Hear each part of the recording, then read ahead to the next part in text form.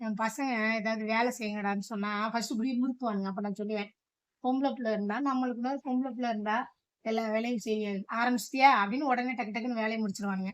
பெருக்குவானுங்க, மாப்படிப்பானுங்க, துணி மடிச்சுட்டு வைப்பானுங்க, எல்லாம் பண்ணுவானுங்க. என் ஃப்ரெண்டுக்கு 3 பொண்ணு.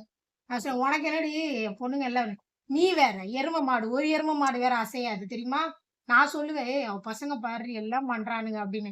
நானு, "ஐய்யய்யோ! என் பசங்க முன்னாடி நீ சொல்லிறாத." "ஏன்?" அப்படின்னா, "நான் உன்னைய வச்சு தான் என் பசங்கள்ட்ட வேலை வாங்கிட்டு இருக்கேன்." அந்த ஆன்டிக்கு 3 பொண்ணு 3 பேரும் ஒருத்தி சமைக்கிறாளாம், ஒருத்தி பெருக்குறாளாம், ஒருத்தி துடைக்கிறாளாம் அப்படின்னு.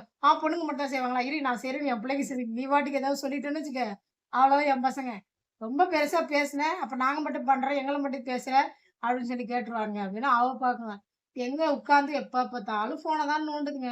அதிசயமா ஒரு வேலை பண்ணுவாளுங்க. என்னைக்குன்னா அந்த சாமி கும்பிடுற முடியான்னா, அது இன்ஸ்டா ரீல் எடுக்கணுமா சாமி கும்பிடுறது அந்த ஃபோட்டோவெல்லாம்.